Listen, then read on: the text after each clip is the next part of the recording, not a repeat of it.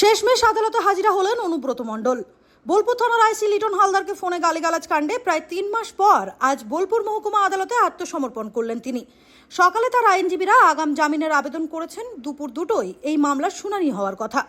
প্রসঙ্গত, গত 29 মে একটি অডিও ক্লিপ ভাইরাল হয়। তাতে আইসিকে অকথ্য ভাষায় গালিগালাজ করতে শোনা যায় অনুব্রত মণ্ডলকে।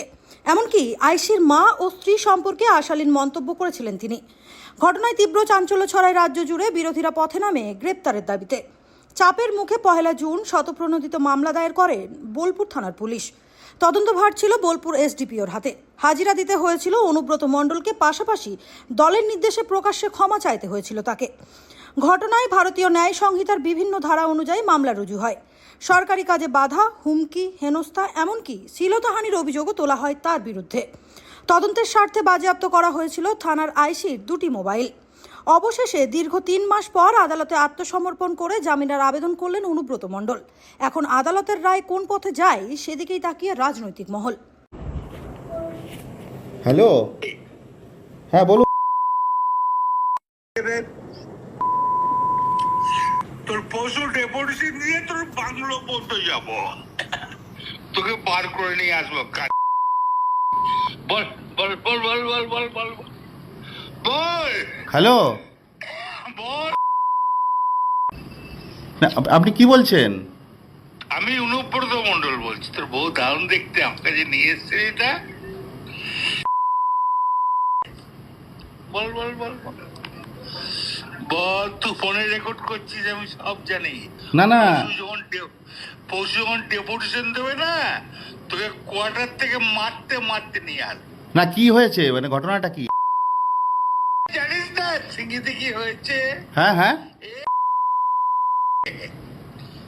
এই পশু তো কাল পশু ডেপুটেশনের ডেট কর বার করে 13,000 বোলপুরের লোক হয়েছে না?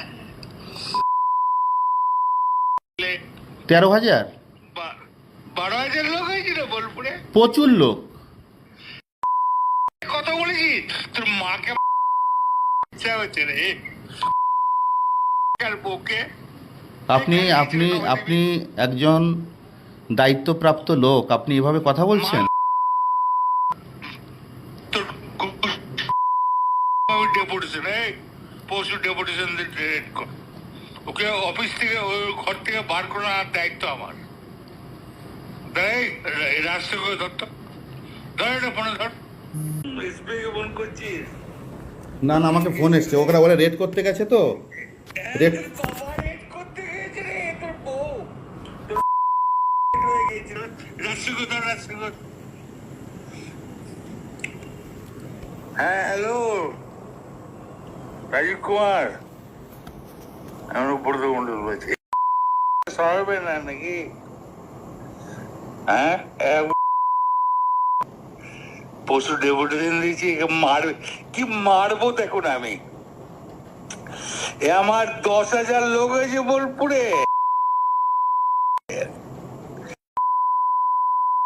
10,000 12,000 লোক হয়েছে। এক কাজলের গু খায়, তাই রে? আমাদের, ভুল বললাম? আমরা কারোর লোক নই, আপনি ভুল ভাবছেন।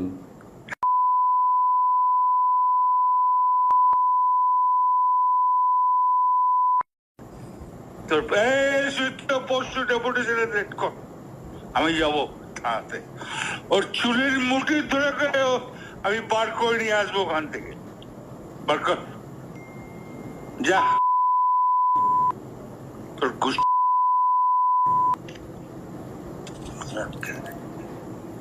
আপনি এভাবে কেন বলছেন?